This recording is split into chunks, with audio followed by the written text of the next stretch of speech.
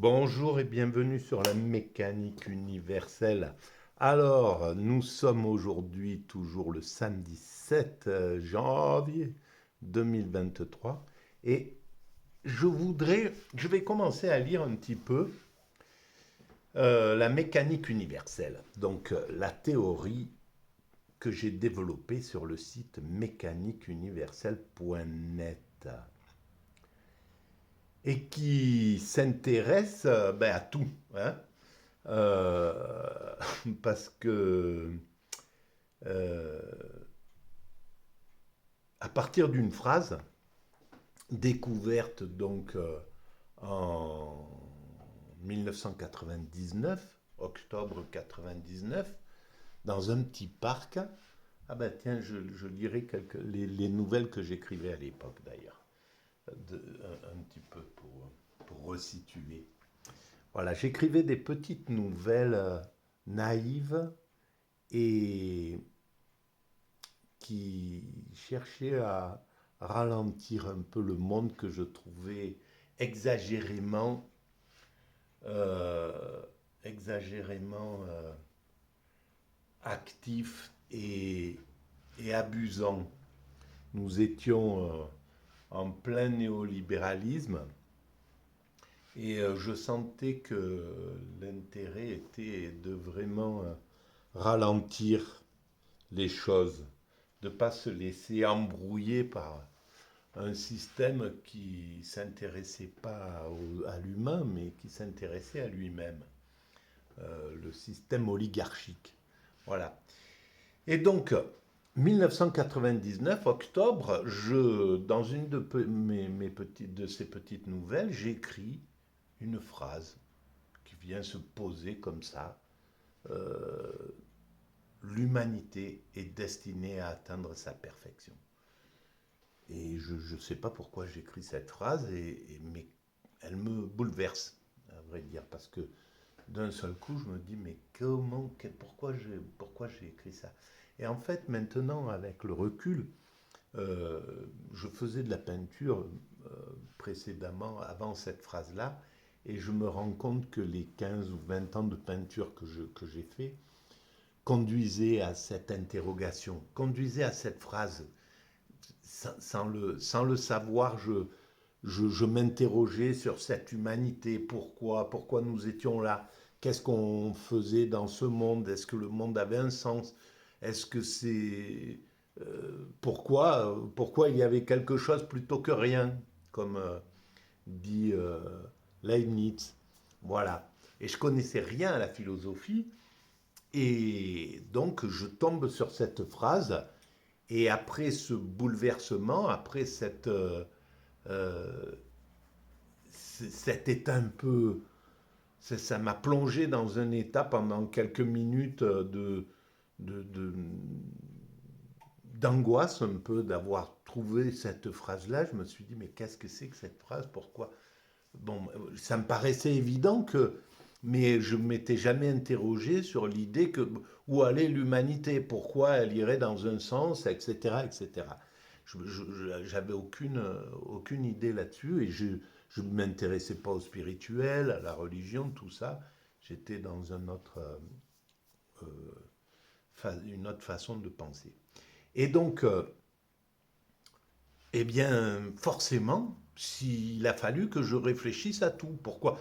À partir du moment où je me suis mis à écrire et à comprendre cette phrase, à la décortiquer, à essayer de voir si oui, effectivement, l'humanité va vers sa perfection. Il a fallu que j'essaie de décortiquer cette logique. Et comme je suis quelqu'un de très rationnel, voilà, il fallait que je comprenne rationnellement ce que je venais d'imaginer là. Et alors, évidemment, ça m'a posé devant la question du mal, pourquoi il y avait le mal. Donc, il a fallu que je comprenne la nécessité du mal. Oui, le mal est nécessaire et en même temps nécessairement condamnable pour pouvoir évoluer. Et pourquoi il était, pourquoi l'humanité, en se distinguant des autres primates, parce que oui, il a fallu que je pose déjà d'office ce que nous connaissons aujourd'hui, et qu'il y a 400 ans ou 500 ans, les gens n'avaient pas cette vision-là. Darwin n'était pas encore arrivé, donc avec l'appui du darwinisme, bon, sachant que nous avons été des primates qui ignorions les lois, le mal, l'interdit, euh, tel qu'on l'a codifié, parce que le mal décline du, des comportements déjà présents dans la nature, etc. Bon, bref, j'ai développé tout ça. Alors le mal, etc. Et puis, il y avait la question du hasard ou de la destinée. Est-ce que, voilà, est-ce que du hasard ou de la nécessité, mais du hasard ou de la destinée? C'est comme ça que je l'avais formulé, que je l'ai formulé sur la mécanique universelle. Alors, selon moi, il n'y a pas de hasard.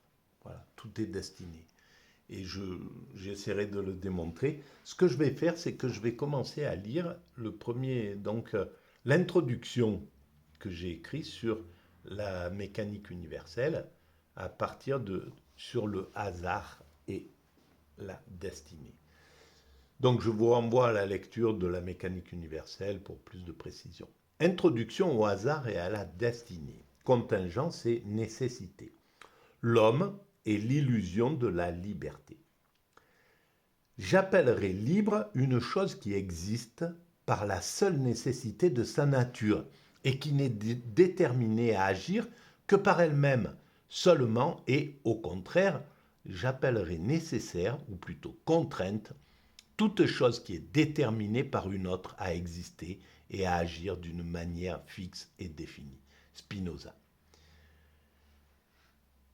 Et alors, déjà dans cette pensée de Spinoza, la seule chose qui serait libre, c'est le principe qui a mis en œuvre, qui est à l'origine de la création.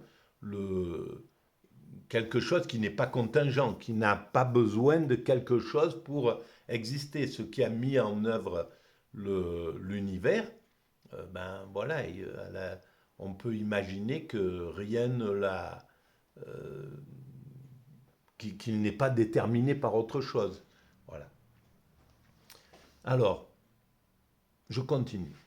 Selon notre philosophie, l'humanité est en route vers sa perfection.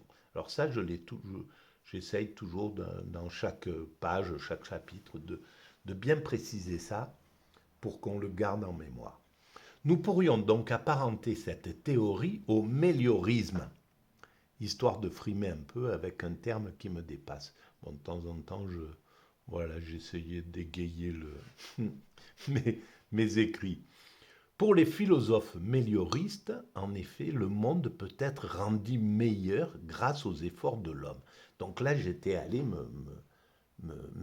m'intéresser et je regardais un peu sur les livres de philo d'école, du bac, tout ça, pour essayer de comprendre les choses. Et alors, les philosophes Karl Marx, Voltaire, Jean-Paul Sartre ou le fondateur du positivisme, Auguste Comte, accepteraient, me semble-t-il, et peut-être même avec plaisir, d'appartenir à ce courant. Mais voilà, comme j'avais pas lu ces philosophes, et je les ai toujours pas lus, on peut pas, je ne sais pas si c'est réel, si effectivement ils avaient une vision mélioriste, donc que l'humanité s'améliore en somme, c'est ça l'idée. Donc il faut aussi voilà, bien penser que c'est un travail très intuitif, c'est pas le travail d'un professeur de philosophie, donc il faut bien vérifier toutes les données lorsque je cite d'autres philosophes ou quoi que ce soit. Mais ce mouvement ne nous satisfait pas vraiment. Si pour extraire l'humanité de son bulbe primate originel, le travail humain est effectivement nécessaire, nous, sur la mécanique universelle, à l'inverse du méliorisme, nous rattacherions l'intention de cette œuvre à la nécessité. Ce n'est pas la liberté humaine qui pousse l'humanité vers sa perfection, mais une destinée rigide, avons-nous l'habitude de dire au bistrot en parlant de l'évolution de l'humanité. Bon, bref, je me parlais à moi-même parce que lorsque je dis nous sur la mécanique universelle, j'étais tout seul à réfléchir à tout ça. Mais bon, voilà, c'était une façon de ne pas dire je. C'était quelque chose qui m'écorchait de dire je à ce moment-là, parce que j'avais la conscience que je travaillais pour l'humanité, que c'était pas, voilà, que c'était poussé par quelque chose. Et j'ai toujours cette sensation-là, voilà, par nécessité, été obligé d'écrire avec je, mais la, le jeu est de trop, quoi qu'il arrive. Alors, l'illusion du capitaine. Autrement dit, l'homme ne fait pas ce qu'il veut. Il doit conduire progressivement son espèce vers une perfection déterminée. Donc il y avait déjà bien posé l'idée que c'était l'espèce qui était l'important, que c'était l'humanité. Et c'est pas pour rien que ça s'est appelé, que la phrase c'était l'humanité est destinée à atteindre son ultime perfection. C'était pas un groupe humain, c'était pas les Français, puisque je suis français et j'étais français à ce moment-là. C'était pas une communauté religieuse, c'était bien l'humanité dans son ensemble qui évoluait vers cette perfection. Et c'est exactement ce que maintenant, pour moi, c'est extrêmement confirmé cette chose-là. C'est l'humanité dans son ensemble. Et il faudra bien que je précise pourquoi n'importe quel être humain qui appartient à cette humanité, qui soit caché dans le bush australien ou qui vivent dans le fin fond du Texas ou chez les Inuits ou en Afrique voilà, tout être humain contribue, quoi qu'il arrive, à l'évolution de l'humanité. Voilà, par ce qu'il fait, le, le fait qu'il soit en vie, qu'il vive, toutes les actions qu'il fait vont dans le tronc commun de l'évolution de l'humanité. Donc, on est tous égaux puisqu'on donne tous l'entièreté de notre existence. Qu'elle dure 10 ans ou 100 ans, c'est la même chose. On donne la totalité. Et donc, nous sommes des ouvriers altruistes de l'humanité puisqu'on travaille essentiellement pour ça. Même en pensant qu'on travaille pour notre groupe, pour notre clan, notre famille, voilà, notre village, notre pays, notre communauté, etc. Au final, ça revient tout à l'évolution de l'humanité vers son ultime perfection. Voilà. Et le reste, c'est la ruse de la raison.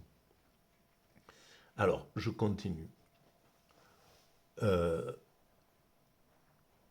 Autrement dit, l'homme ne fait pas ce qu'il veut. Il doit conduire progressivement son espèce vers une perfection déterminée. L'humanité peut imaginer qu'elle pilote son évolution, mais ce n'est qu'une illusion. Illusion nécessaire pour inclure la responsabilité et le libre arbitre, deux notions fondamentales de l'humanité. À l'homme le mirage d'être le maître de son destin, mais à X, c'est-à-dire à Dieu, d'en avoir les commandes. À l'homme le fantasme de créer son chemin, mais à Dieu les rênes de l'attelage. L'homme constructeur doit se croire libre pour bien agir, comme il doit s'imaginer immortel pour supporter l'idée de la mort. Mais cette liberté n'est qu'un leurre. Voilà. Et c'est ça qui est magnifique dans l'évolution de l'humanité. Elle est structurée de façon extraordinairement parfaite, quoi. On est obligé voilà, on doit croire à la liberté de chacun pour pouvoir évoluer. Et au fond, tout ce qu'on fait, on ne peut pas faire autrement que ce que l'on fait. On est contraint d'agir tel qu'on agit. Et tout ce qu'on fait, que ça soit rangé du côté de ce qu'on appelle le mal ou du côté de ce qu'on appelle le bien, du côté de ce qu'on appelle le positif, du côté de ce qu'on appelle le négatif. Tout ça construit l'humanité de façon parfaitement égale dans la finalité. Après, on doit juger que ça c'est bien, ça c'est mal, etc. Mais tout ça, c'est toujours pareil, c'est une sorte de ruse de la raison pour faire évoluer l'humanité. Voilà. Et on doit croire on doit avoir l'illusion qu'on est libre pour qu'on puisse nous juger, dire ben, tu as tu as commis cet acte-là, tu dois être condamné parce que ton acte n'est pas, voilà, est hors la loi, et ci et ça, tu ne dois pas te comporter comme ça, il vaut mieux que tu te comportes comme ça plutôt que comme ça, etc. Et donc, on peut juger l'homme, la façon dont tu t'es comporté n'était pas la bonne, etc. Voilà, on peut juger l'homme parce que on pense qu'il était libre d'agir tel qu'elle agissait. Mais je vais démontrer que ça n'est pas possible, que cette liberté n'existe pas. Et je vais le démontrer d'ailleurs tout de suite. C'est simple. Voilà, par exemple, demain, dans 15 jours, mais peu importe, prenons demain, sur cette planète, nous sommes 8 milliards, demain, il va y avoir un nombre qu'on ne connaît pas parce qu'on ne peut pas le connaître là, on n'a pas ce don de compréhension, mais par contre, on sait qu'il va y avoir admettons en France, 1500 accrochages en voiture. Voilà. Deux personnes qui vont se toucher en voiture, qui vont abîmer leur carrosserie, qui vont faire un constat, qui vont être obligés de... Voilà. Eh bien, ces 1000 personnes, je ne sais pas combien il y en aura exactement, mais aujourd'hui, là, maintenant, à l'instant, sont en train d'aller vers cet accident. Inévitablement. Ils ne peuvent pas faire autrement. Voilà, ces personnes-là ne le savent pas, mais vont à la rencontre de ce qui va se passer demain exactement. Et donc, c'est déjà déterminé, quoi qu'il arrive. Ils ne peuvent pas échapper à ce truc-là. Demain, en France, il va y avoir peut-être 5000 personnes qui vont se croiser dans un métro, dans une soirée, dans un truc, etc. Ils ne se connaissent pas, ils vont se plaire et puis ils s'embrasseront. Voilà. Et là, ils ne savent pas. Ils sont en train de faire autre chose. Peut-être qu'ils n'ont même pas l'idée qu'ils vont se retrouver à tel endroit demain, etc. Et puis l'autre non plus ne sait pas qui va se retrouver à tel endroit. Et pourtant, ils sont en route vers cet état-là. Ce qui va se passer demain, ce que je vais faire demain, tout est déjà déterminé. Si quelqu'un vient me frapper à ma porte, je ne le sais pas, mais il est déjà en route s'il doit venir frapper à ma porte. Si le facteur dépose quelque chose dans ma boîte aux lettres, je ne le sais pas, mais le facteur est déjà lui aussi dans ce mécanisme-là. Donc, on ne peut pas. Tout ce qu'on fait, c'est déterminé. Simplement, cette chose-là, même si c'est la réalité, on doit croire on doit avoir l'illusion que ce qui va se passer demain, c'est nous qui le décidons. C'est une sorte de nécessité. Alors évidemment, dans les sociétés très fortement spiritualisées, qui sont très proches du fatalisme, donc ils ont cette conscience intuitive. La spiritualité a compris ces mécanismes-là. Et c'est Dieu qui, Inch'Allah, voilà, si Dieu veut, c'est comme ça. C'est ce qui doit arriver, t'arrive. Voilà. Donc, il y a cette chose-là. Mais l'Occident a dû lutter contre cette fatalité. Et c'est ce qui a créé l'humanité. Je vais continuer parce que je l'écris un peu plus loin, je pense. Alors, importance de l'illusion. Comme maître de la nature. L'illusion d'être le maître. Oubli du moi, accueil du soi, seule façon pour l'homme d'être comme libre. JMT, c'était moi, voilà, je me faisais... je faisais des petits encarts comme si c'était un philosophe qui avait écrit, mais bon, bref, Je continue. Admettons donc qu'il existe un principe orientant notre espèce dans un sens déterminé. Nous pouvons alors considérer cet axe comme étant la destinée de l'humanité. À l'intérieur de cette locomotive, les actions de l'homme peuvent paraître libres. Elles le paraissent seulement. Dans la réalité, elles ne le sont pas. Et c'est, admettons, c'était pour le dire comme ça, mais voilà, l'humanité, à mon sens, ne peut pas échapper à cette destinée d'avancer encore et encore vers son ultime perfection.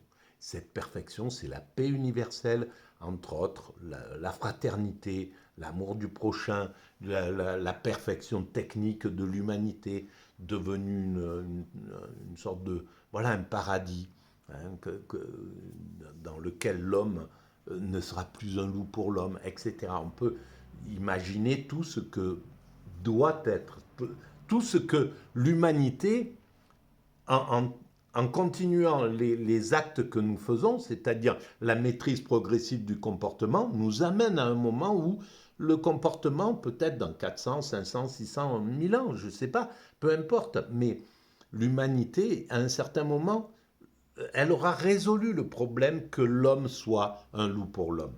Et tout l'indique, le développement des interdits, de la loi, le code pénal qui s'enrichit de plus en plus, etc. Voilà, on voit, il y a encore des moyens d'abuser de ses congénères tout en restant dans la légalité. Mais ça sera condamné.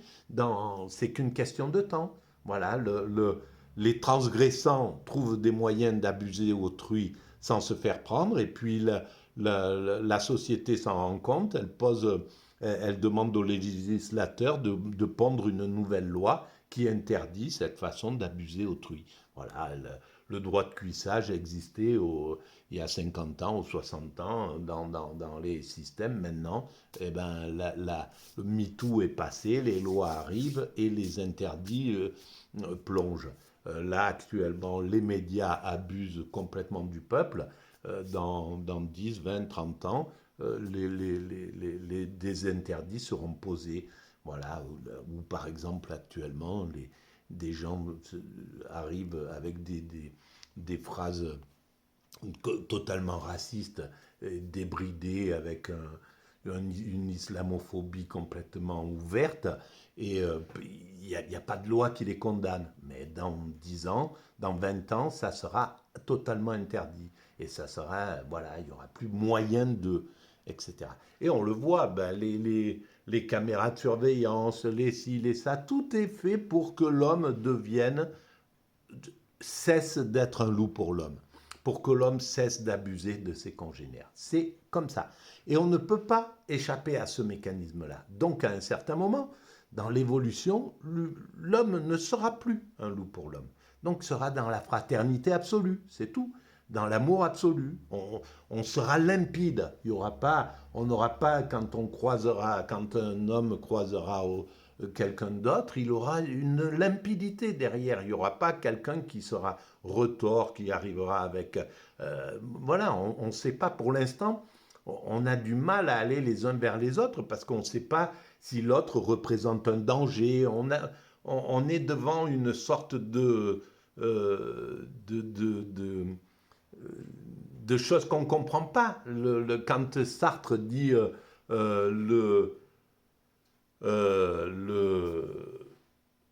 mince, comment ça s'appelle, euh, le drame, le pire, c'est l'autre, c'est autrui en somme, mais c'est pas le terme. Mais bon, voilà, il y a un terme. Sartre dit un terme comme ça pour dire l'autre, c'est un danger. Mais parce qu'il n'est pas éclairé, parce que on ne sait pas ce qui se passe dans son esprit. Mais un jour, on saura tout ce qui se passe dans l'esprit. L'homme sera totalement clair vis-à-vis d'autrui. Donc, ça sera réglé le problème. Voilà. Et puis, il y aura eu l'éducation, il y aura eu tout un tas de choses qui vont faire que on aura dépassé le racisme et la haine et l'envie, parce que tout sera gratuit, tout sera à disposition de tout le monde, donc personne n'enviera quelque chose de l'autre. Il y aura, voilà, il y aura plus tout ce qui fait que la violence peut encore s'exprimer. L'homme, progressivement, trouvera les moyens de l'abolir et réussira à l'abolir. C'est qu'une question de temps. Voilà. Et bon, enfin bref, on ne va pas partir dans ces trucs-là. Donc, une liberté dépendante. L'expérience semble confirmer cette impossible liberté. En effet, chaque acte accompli par une personne est le résultat d'actes précédents, le fruit d'une histoire particulière. Il découle d'une éducation typique. Il est le produit d'influences plus ou moins grandes. Il obéit à des tendances, des désirs, des lieux et des caractères originaux et à l'intérieur d'un cortex singulier. Autrement dit, aucune action n'est libre. Elle décline toute d'une somme de paramètres antérieurs.